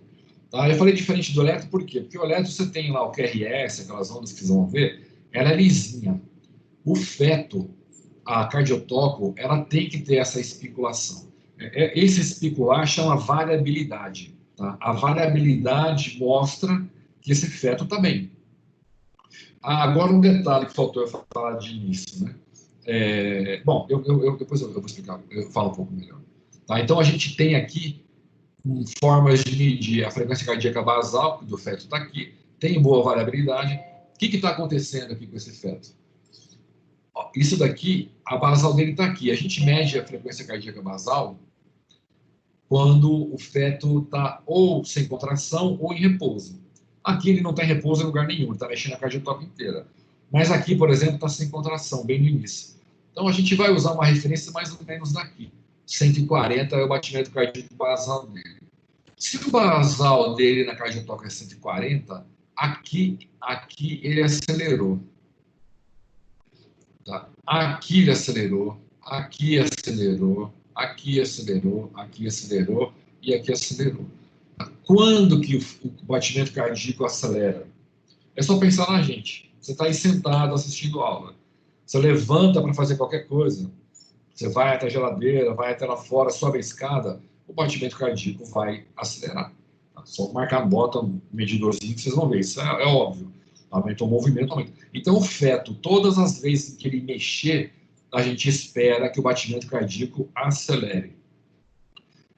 É uma situação. E a segunda, toda vez que tiver uma contração, a contrair o útero, o que vai acontecer? Fluxo de sangue diminui. Você contrai o útero, diminui a quantidade de sangue que entra ali, feto oxigena menos naquela hora. Então, naquele momento, por reflexo do sistema nervoso autônomo, esse feto vai acontecer o quê? Ele vai acelerar. Então, sempre que tiver movimento fetal e ou contração, a gente tem que observar na cardiotoco aceleração. Tá? Então, a gente precisa saber da frequência cardíaca basal, da variabilidade, da aceleração. Às vezes, desacelera, mas isso a gente vai discutir um pouco mais para frente. Tá? Isso são só alguns aspectos que eu vou discutir um pouco mais detalhado ali. Mas a aceleração é um dos itens importantes. E isso, deixa eu ver se eu coloquei, eu marquei aqui. E essas referências são importantes daquilo que eu falei que eu tinha esquecido de dizer.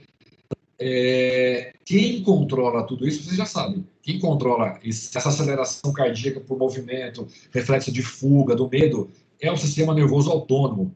E o sistema nervoso autônomo, ele vai terminar, ele vai estar funcionando, pronto para operar no feto, em torno de 24 a 26 semanas. Então, antes, gente, de 24 a 26 semanas, não adianta fazer cardiotoco. Por quê? E nem exame de vitalidade fetal. Porque o feto não vai estar respondendo. Porque o sistema nervoso autônomo dele não está funcionando. Inclusive, o ritmo de sono, de tudo, da movimentação dele, não vai estar igual ao que ele vai estar. Então, se alguém pegar um feto de 20, 22 semanas, que malemar saiu do conceito de abortamento, e pedir cardiotoco, está errado. Tá? E vocês vão ver, às vezes, acontecer isso daí. Então, o ideal é 26 semanas como referência para estar fazendo a partir dali esses exames. Tá? Aqui é uma outra cardiotoco. Tá boa também. Tá? Os parâmetros dela estão bons. Linha de base está entre 110 e 160. Aqui, o que está faltando é que não tem a marcação de movimento fetal. Ou o aparelho cortou, ou o aparelho não tinha funcionando. Então, por isso que a cardiotoco é importante, você está do lado, você marca com a caneta. Tá? Mas aqui tem uma linha de base que está boa, tem bastante variabilidade. Tá? Eu coloquei os valores aí, mas isso a gente não vai discutir para agora, não. Isso vai ficar para o internado. Tá? Mas tem que ter uma variabilidade boa. Tá? A linha não está lisa, ela está bem irregular, ó. Tá cheio de espículas. Tá? Tem aceleração transitória, teve contração aqui, mexeu, teve contração aqui, mexeu. Tá? Tem uma desaceleração transitória, que depois a gente vai discutir um pouco mais, mas essa aqui é normal. Tá? E o feto, a gente não sabe se está se movimentando. Mas a cardiotoco, esses são os 5 itens que a gente tem que avaliar numa cardiotoco. Com a linha de base, variabilidade, presença ou não de acelerações transitórias, presença ou não de desacelerações e movimentos fetais. Como essa cardiotóxica a gente vê que está em trabalho de parto, porque está cheio de contração, então tem que estar acelerando.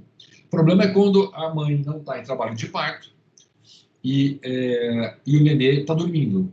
Se a mulher tem trabalho de parto e está dormindo, a gente não sabe se vai movimentar ou não. Então é importante que a mãe, quando vai fazer esse exame, que ela coma alguma coisa antes. Se ela chegou em jejum, não tinha como comer, tem que fazer uma glicose. E muitas vezes a gente dá uma chacoalhadinha no nenê, dá uma movimentada no polo cefálico.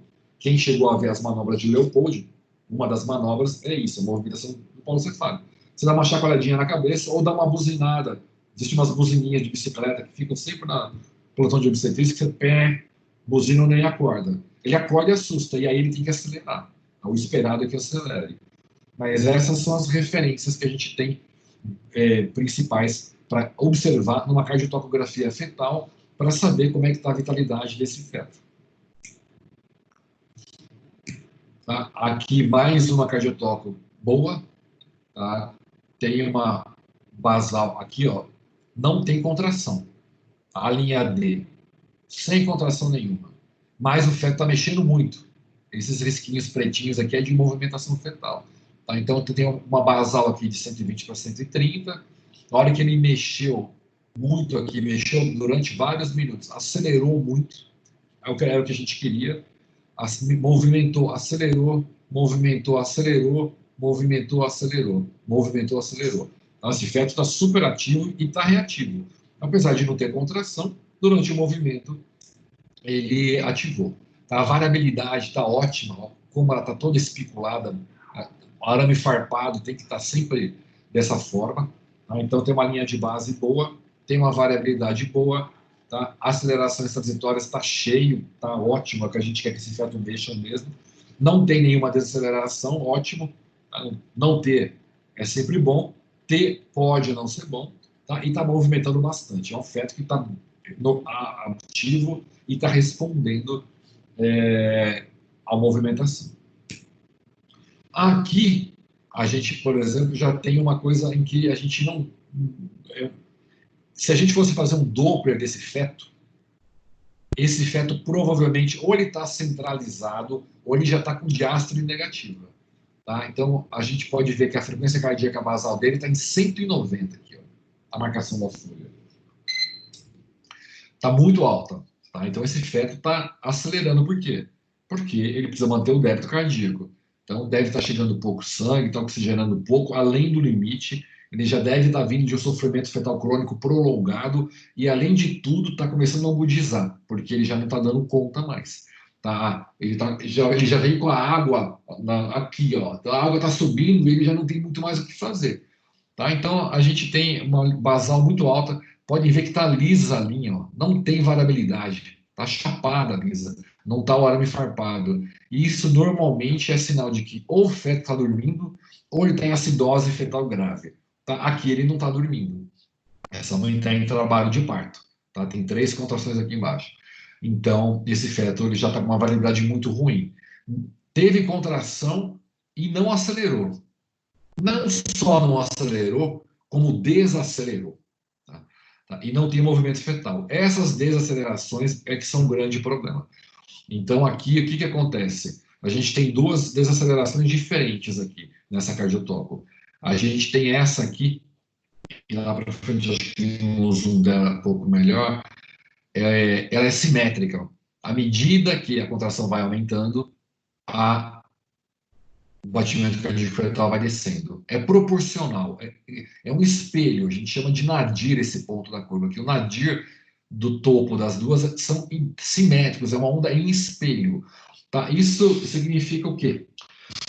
Isso significa reflexo vagal. Tá? Isso pode aparecer numa grávida normal. Lá a gente falou da grávida, que ela insinua, a cabeça dela desce até o estreito médio, e aí ela tem aquela rodada final. Durante aquela rodada final, existe uma compressão do polo cefálico, um acavalgamento dos ossos. E essa compressão ela vai provocar um reflexo vagal, que na função cardíaca ele se reflete como bradicardia. Então, à medida que a cabeça vai apertando, o batimento vai diminuindo. A cabeça vai...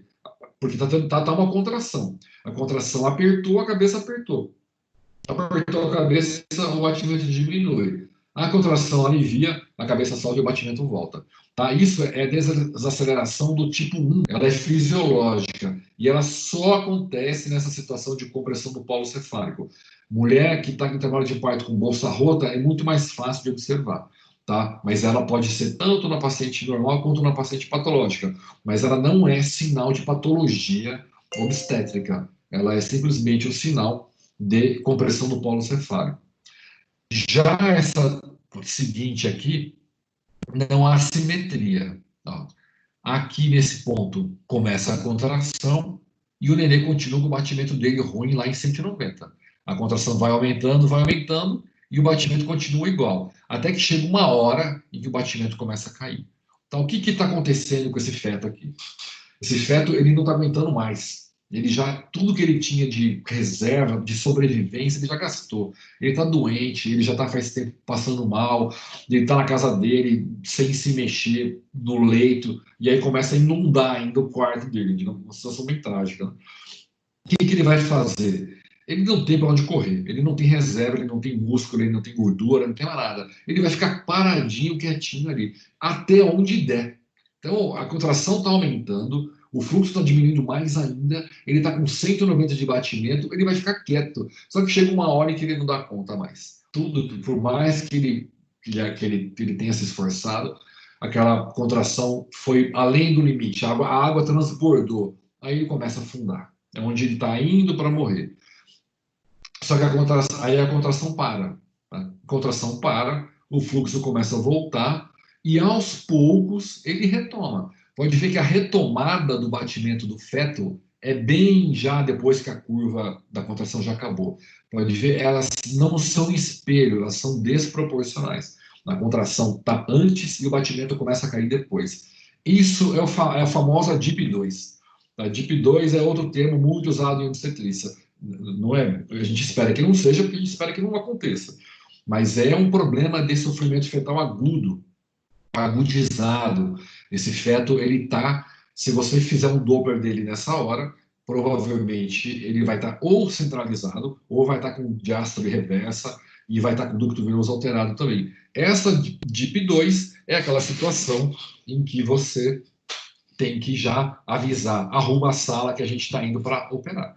Tá? É um nenê que está indo, ele pode, às vezes, no final dessa curva aqui que ele retomou, ele pode não retomar. Esse aqui pode continuar descendo e ele vai a óbito.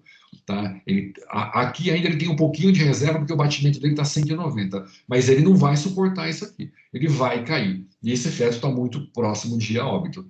Então, dá tempo de preparar a sala, tudo, mas tem que ser uma coisa de emergência. Não dá para transferir, não dá para... Tem que resolver ali agora. Tá? Tira, passa para o pediatra, para o neonatologista, porque ele vai estar melhor com o neonatologista do que dentro da barriga. Dentro da barriga, ele continuar com uma cardiotoco dessa, ele vai morrer. Tá? Então, essa aqui é uma cardiotoco péssima. Tá? Ela foi, acho que até... Eu tenho o cardiotoco da época do regional com DIP2, mas a gente já interrompeu logo ali e já levou para a sala. Tá? Às vezes essa paciente ela chega da rua. Você pega lá uma paciente mais obesa, que teve um ganho muito grande de peso no pré-natal, deve ter um diabetes sensacional, está com a pressão elevada, você já chega e faz a cardiotoco. Ela às vezes não está sentindo nada, mas de cara na cardiotoco você pega uma vitalidade dessa, então já vai para interromper.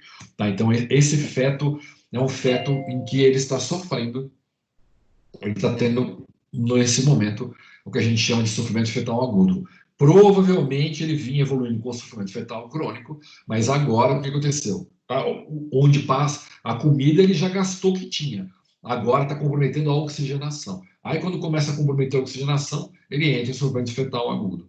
Tá? Então, essa é um aspecto de uma cardiotoco em que é ruim. Linha de base muito alta, variabilidade zero, não tem aceleração transitória, tem desaceleração do tipo 2, que é a patológica, e não tem movimento fetal nenhum. Tá? E feto em que está bem próximo de óbito. Eu toco, gente. Depois eu vou citar mais algumas coisas aí, mas deu para ter uma ideia como é que ela funciona? Quais são os parâmetros mais importantes?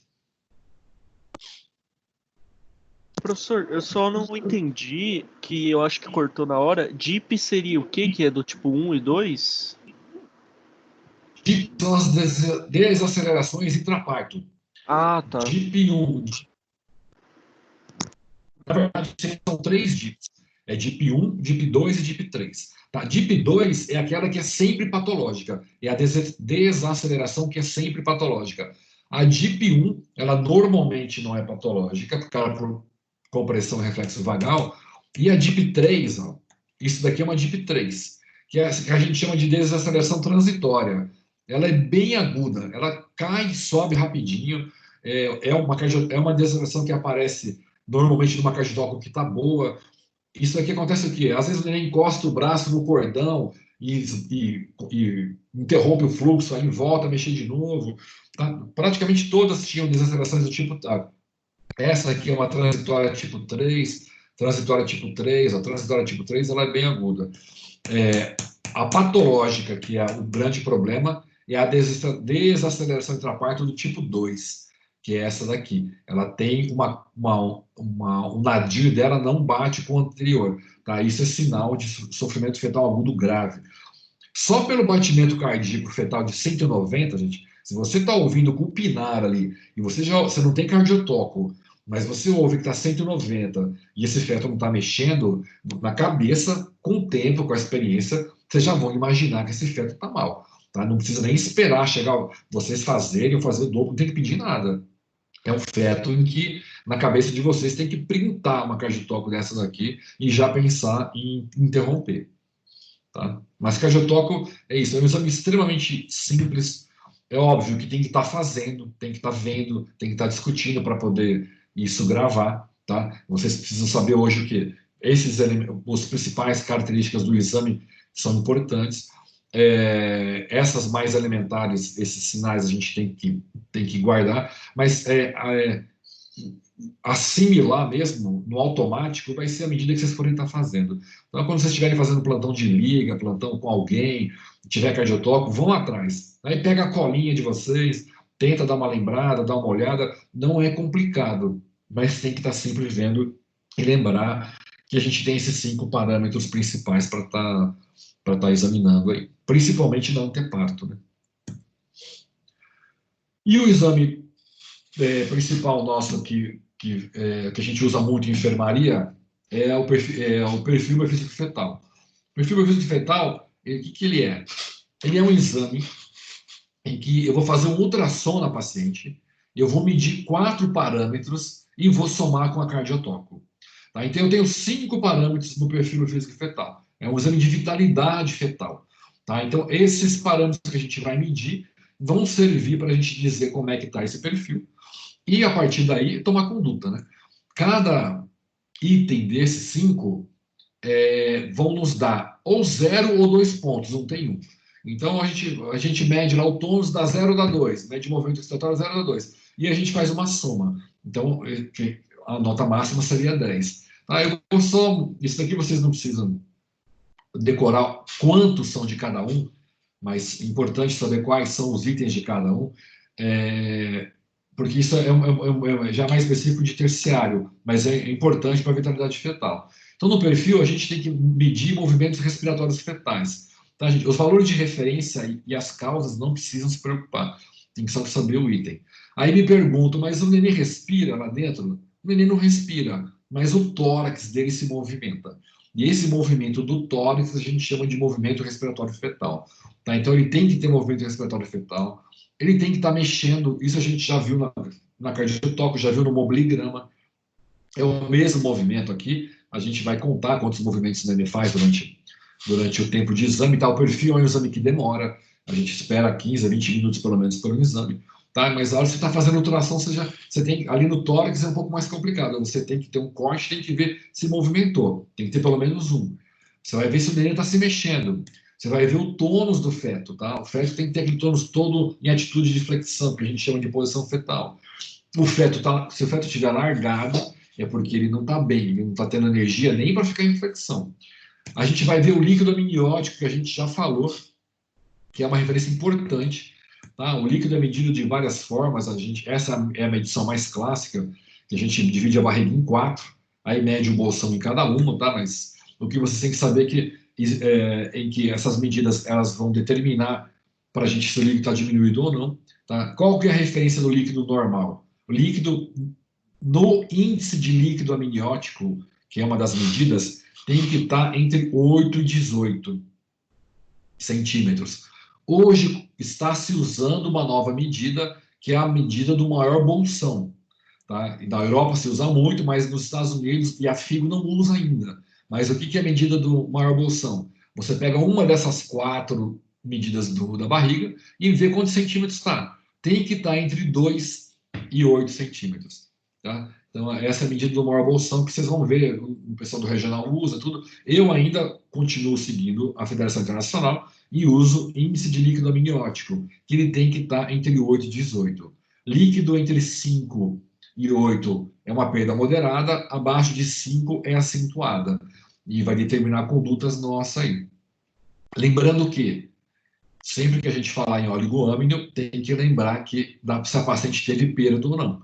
Quando a gente tiver um oligoâmino, então vocês imaginam naquela hemodinâmica fetal, se vocês têm um oligoâmino acentuado com abaixo de 5, é porque o quê? Já não está tendo filtração há algum tempo. Então, proporcionalmente, significa o quê? Que aquele feto está centralizando já faz algum tempo. E isso significa que, se ele está centralizando, é porque esse feto tem um sofrimento fetal crônico. E a cardiotocografia é o quinto elemento do perfil biofísico fetal. Tá? Então, a gente soma os 5, e a partir dele a gente dá essa nota de 2 a 0, e a gente vai dar a nota de 0 a 10. Tá? Isso daqui, para resumir no perfil, a ideia é tentar fazer vocês raciocinarem. Mas isso é uma das coisas mais importantes do perfil. Às vezes você pede o perfil, às vezes não. O cara do ultrassom não vai fazer cardiotoco. Ele vai mandar cardiotoco fazer no centro obstétrico. Você está no centro obstétrico, você faz a cardiotoco e pede o perfil. Então ele vai te dar uma nota, olha, está 8 em 10, sem cardiotoco. Tá? Porque é você que vai complementar. Às vezes você não precisa nem fazer cardiotoco para complementar aquele perfil, porque ele já vai te dar parâmetros que vão te determinar uma conduta. O que eu quero de vocês aqui é que quando vocês olharem para um perfil com os parâmetros, vocês consigam interpretar se esse feto está correndo, se esse feto ele vem no regime de sofrimento fetal crônico. Se ele está no regime de sofrimento fetal crônico, é porque ele está em hipóxia crônica, né? Ou está no agudo. Tá? Agudo, eu vou citar um pouquinho depois mais no final, está mais ligado à questão de respiração. Ou compressão de cordão, ou uma placenta que está muito ruim já, na fase final. Mas o que tem que tentar raciocinar no perfil é qual é o risco de sofrimento fetal agudo ou crônico que esse perfil está mostrando. Para quê? Para ver o que a gente vai fazer. Então, se você tem uma cardiotópica que o líquido está normal, isso vocês têm que lembrar sempre. Líquido normal não tem sofrimento fetal crônico, tá? Isso é regra. Líquido normal não tem fetal crônico. Pode ter agudo? Pode. Esse nenê pode estar comprimindo o cordão, ele pode ter um prolapso, alguma outra coisa, e vai fazer um sofrimento fetal agudo. Mas crônico não tem. Então, se a gente tem um perfil de 8 em 10 ou 10 com líquido normal, baixo risco para hipoxemia aguda e crônica, a gente não tem que fazer nada, tá ótimo. Esse é o perfil esperado. 8 em 10 ou 10 em 10 com líquido normal. Se o líquido está alterado, gente, se esse ILA está menor que 5, uma coisa a gente tem certeza. Tá? A cardiotoco está em 8 e 10, está ótimo. A gente não tem, com ou sem a cardiotoco, se esse ILA está diminuído, a gente tem certeza do quê? De que existe um sofrimento fetal crônico. Então, esse feto ele tem risco para hipoxemia crônica, provável hipoxemia crônica. E provavelmente baixo para aguda, por quê? Porque o ILA deu 8 em 10. Então, o tônus está bom, a movimentação está boa, está tudo bom. Só que o líquido diminuiu. Tá? Então, se ele está mexendo bem, o restante está ótimo, é porque de problema agudo ele não tem. Mas ele deve ter crônico, por quê? Porque se ele não tem perda e o ILA está baixo, ele está num esquema improvável de centralização. Aí você atendeu esse paciente. O que você vai fazer com esse paciente? Dá para mandar embora? Pois se ILA de 5, nem pensar. Você vai entrar no protocolo de oligoâmino. Não vou só mostrar para vocês aqui, para lembrar que 34 semanas é a data de corte nossa, tá? Então, 34 semanas vai determinar um pouco dessa conduta. Esse é o protocolo do HC, tá? Mas só para saberem que Se esse paciente está com ILA muito baixo, tem uma provável hipoxemia crônica. Se já tiver mais de 34 semanas, interrompe. Se não tiver, a gente vai avaliar outras coisas aí que para vocês agora não importa. O perfil piorou. Temos um perfil de 6 em 10, mas o ILA está normal. ILA normal, baixo risco para hipoxemia crônica. Se esse perfil está baixo e o ILA está normal, ele tem baixo risco para crônica, provavelmente tem algum processo agudo que está comprometendo esse perfil fetal. Tá? E aí você vai fazer o quê? Se é agudo, aí que não pode mandar embora para casa de jeito nenhum. Você vai ter que repetir esse exame em 6 horas. E a partir daí, você vai determinar a sua conduta. Tá? Isso é o clássico de livro. É que às vezes o resultado do perfil chega às 8 horas da noite. E para você pedir em 6 horas, vai dar 2 da manhã. Ninguém vai fazer perfil 2 horas da manhã. Então, obviamente que na prática, às vezes, isso modifica. Mas a conduta de livro é essa. ILA normal, não tem nada crônico. 6 e 10 é um perfil razoável ainda, mas deve ter algo agudo atrapalhando, em que não precisa interromper agora, mas tem que investigar. Investiga como? Em 6 horas repete. Se tiver tudo bem, um abraço para o gaiteiro. Pode ter sido uma hipoglicemia, alguma outra coisa que alterou. Tá? Se tiver alterado, continuar alterado, aí tem que interromper. Agora, se você tem um perfil de 6 em 10 com líquido alterado, aí você tem perfil, a interpretação. Se o ILA está baixo, é crônica, e se esse perfil também está baixo, já com ILA baixo, é porque é aguda. Então, esse feto com 6 em 10, com um líquido alterado, ele tem risco tanto para aguda quanto para crônica. Aí, então, você já vai ter que conversar com o pediatra, com a equipe toda, e vai ter que pensar em interromper. Tá? Essas interpretações, elas são importantes, mas eu sei que é muita informação, é muito conteúdo, a aula está sendo gravada, vocês vão precisar dar uma revista nisso daí, tá? Mas aqui, quem entendeu a hemodinâmica fetal, entendeu que quando tem sofrimento crônico vai ter diminuição do líquido, já consegue raciocinar em muita coisa aqui. Tá? Líquido diminuído sempre vai ter risco de provável hipoxemia crônica. O restante vai depender dos achados do exame. Mas o perfil físico fetal é um exame extremamente importante. A gente faz quando? A gente não faz para paciente que está no consultório nem no posto de saúde. É paciente que está internada no hospital.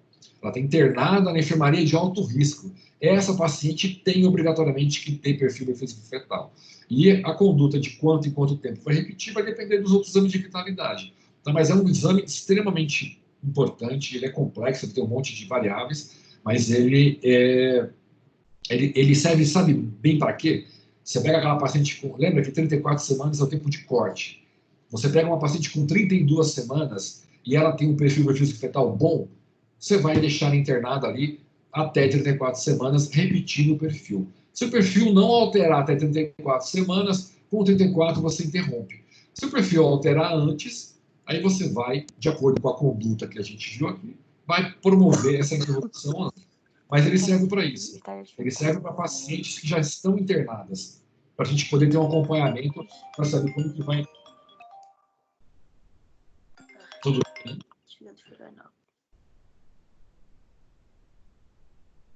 Tá, essa parte eu vou pular toda. E só para finalizar, gente, patologias, sofrimento fetal agudo, esse é bem... Oi? Tem alguém que está com o áudio aberto.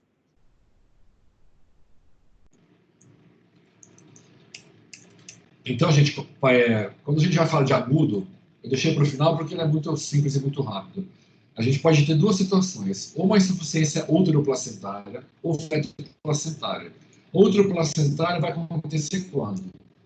Vai acontecer a mãe que alguém foi tentar induzir, colocou ocitocina demais, ela começou a fazer hipersistolia, ela começa a ter muita contração uma atrás da outra. Cada contração, lembrar, fez a contração, baixa o fluxo para o feto. Então, se ela tiver muita contração seguida, baixa o fluxo para o feto, pode fazer sofrimento fetal agudo.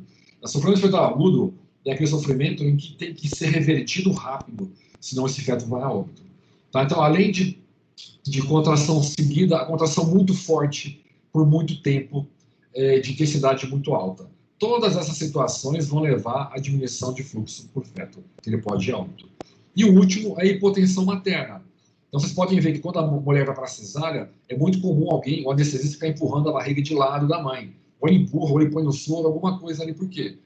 Para evitar fluxo para o feto, que pode levar a feto a óbito. Já tem casos disso, de que demorou muito para começar a cesárea, a hora que foi tirar o neném estava parado. Provável hipotensão materna, porque estava em decúbito dorsal, que não tinha esse deslocamento lateral do útero. E a outra são problemas mais ligados ao cordão. O próprio oligoama, ele pode, se ele for muito acentuado, esse cordão pode ser comprimido pelo feto. A prolapsa é quando o cordão sai antes do feto. Era muito comum antigamente, quando se rompia a bolsa, vinha um cordão antes. Aí tinha que alguém ficar segurando a cabeça do nenê para fazer a cesárea por cima. A procedência é o cordão na frente da cabeça, mas com a bolsa íntegra. Aí a gente tem os nós, que a Marcinha já falou, ou os circulares muito estreitas, tá? Circular de cordão não determina a cesárea. Eu já fiz parto normal com mais de 4 circulares, mas quando ela estiver muito estreita, e isso a gente só vai saber durante o trabalho de parto, às vezes pode levar. E aí a gente tem que tomar conduta na hora. Ou você corta, clampeia o cordão, você mesmo por baixo, tá? Mas 90% das pessoas que você já ouviu falar que tiveram cesárea porque estava com circular de cordão, era mentira, era porque por algum motivo o obstetra não estava querendo acompanhar o trabalho de parto, ou não quis dizer o que estava acontecendo, mas ela sozinha não determina a cesárea, não. Tá mais agudo é isso, são alterações, lembrar que é o caldo dentro da piscina, tá? Tem que ser rápido na conduta ali, que senão vai a óbito rápido. Então, a mesma coisa, por algum motivo, esse nenê está sem aporte de oxigênio, tá? O aporte alimentar, ele dá conta de, com o tempo, ele se adaptar. Óbvio, vai chegar uma hora que ele não vai aguentar mais, mas o aporte de oxigênio, não. E se as condutas têm que ser rápidas, senão ele vai a óbito muito rápido ali. A forma de diagnóstico a gente já falou. Bom, isso aqui são só medidas que eu discutia em aula. Isso é mais para quem vai fazer ligas, né? Então, algumas coisas que é mais para condutor obstétrico, que isso aqui não precisam saber, não precisam se preocupar, mas o dia que vocês forem prestar a prova para a liga ou forem fazer, peguem de novo esse slide, deem uma lida nisso daqui, coisa que a gente pode fazer para evitar um sofrimento fetal agudo, tá? Mas não vamos discutir isso daqui, não. Esses são os tópicos principais que a gente discutiu, só para finalizar, e os 2 livros de referência que eu uso mais aí, o Rezende e o Williams aí. Dúvidas?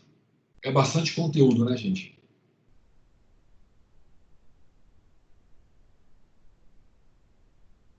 Muito bom. Muito bom, professor. Deu para... É uma aula, essa aula, inclusive, eu refaço no internato, só que com mais conteúdo, né?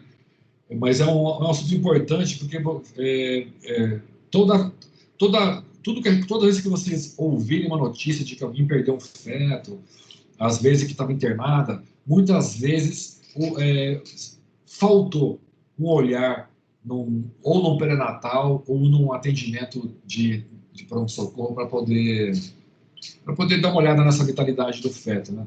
Sofrimento fetal crônico acompanha muito doenças como a DEG. A DEG é a patologia que mais mata mães no Brasil, no período gravídico puerperal, né? E praticamente toda mãe com doença hipertensiva vai ter um sofrimento fetal crônico. Então, a gente tem que olhar porque é muito trágico para o obstetra. A gente não gosta de ver morte, a gente gosta de ver vida.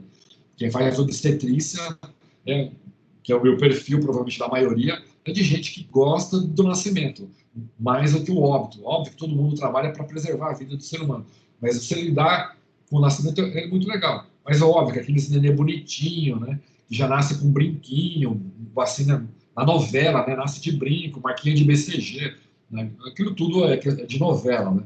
A nossa situação de urgência obstétrica é bem diferente. Então a gente tem que estar atento, porque é muito chato você estar com uma grávida de termo de 9 meses e durante a internação ou durante do teu plantão esse nenê vai a óbito.